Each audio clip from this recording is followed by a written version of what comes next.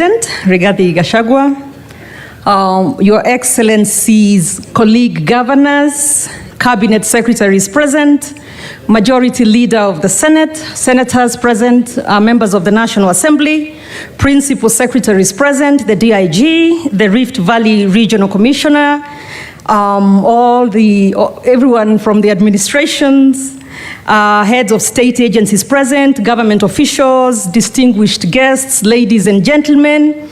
It is my great honor to join you today as we come together as leaders of the region to discuss the causes, impact, and possible solutions to the menace of illicit brews, drugs, and substance abuse in the Rift Valley region.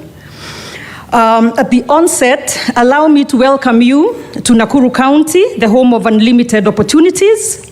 It is an honor and privilege that Nakuru City was selected to host this event here at the ASK Showground.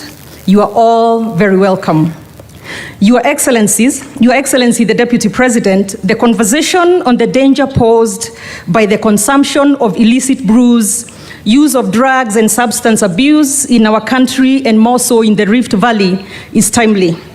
Various studies in this topic, branded in Nakuru County as the business of death, have shown the use of illicit brews, drugs, and substance abuse among the youth and now some older people does not only pose a challenge to our social, economic, political, and health progress, but also threaten local and national peace and security. Therefore, it is an evolving challenge that all players at the national and county levels must fold their sleeves and tackle to avoid the lethal consequences of this menace.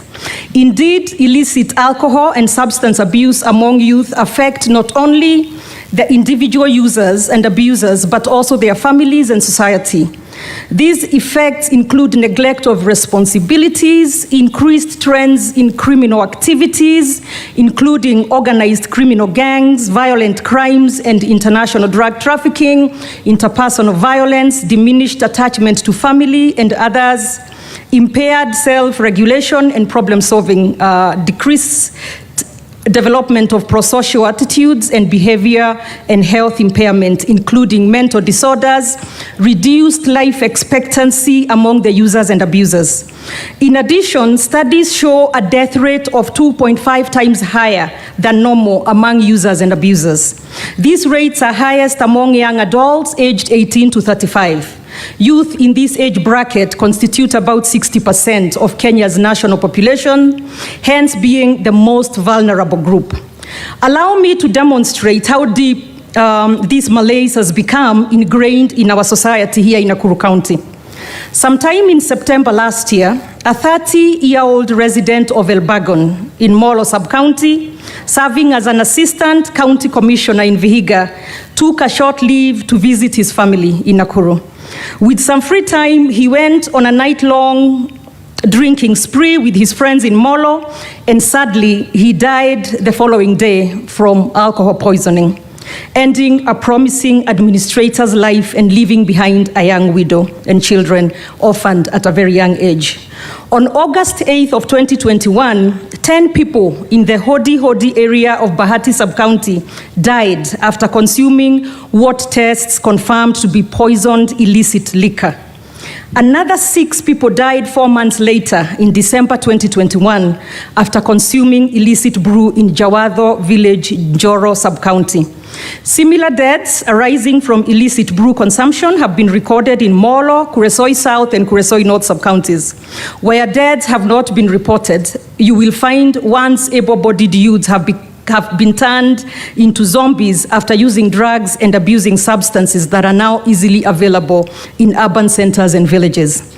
Your Excellency, investigations and studies reveal that the purveyors of this menace have devised ways to continue their deadly business under the noses of administrators and security agents.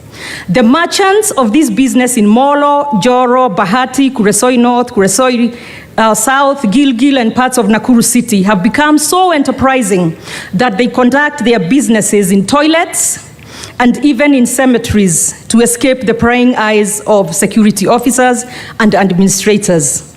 Informal settlements in urban centers in the county have become dens where these merchants conduct their businesses, exacerbating the sorry state that already exists in those areas.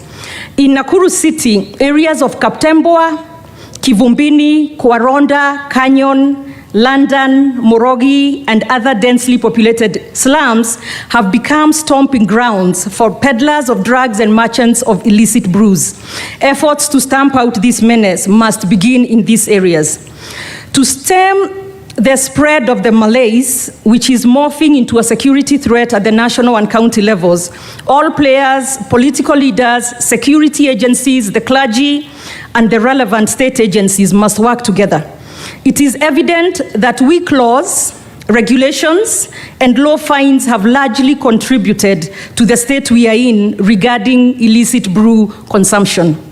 As a region, we must develop strong legislation that provides punitive consequences for peddlers of drugs and merchants of illicit brews. Here in Nakuru County, we are preparing a law to this effect. We will seek the support of the national administration of the national government and security teams in the county in the fight against these illicit brews and use of drugs. In the meantime, we have tightened the issuance of licenses to bars and wines and spirits outlets.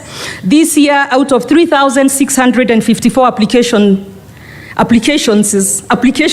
licenses were issued to 2,919. 445 were rejected.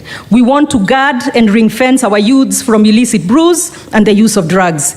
In conclusion, I want to thank the national government for identifying the dangers of this menace and bringing us together to discuss and find ways of containing the spread of illicit brews and the use of drugs. This is a fight that we cannot wish away because the consequences are worse.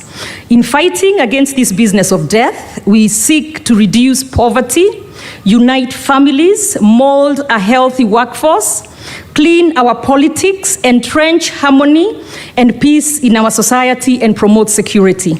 I'm convinced that we will have a clear route to tackle this challenge by the time we leave here today. So thank you very much, Your Excellency, for leading this fight. It is no easy task, but I'm sure you and all of us together are up to the task. It is now my pleasure to introduce Your Excellencies, my colleague governors, and we have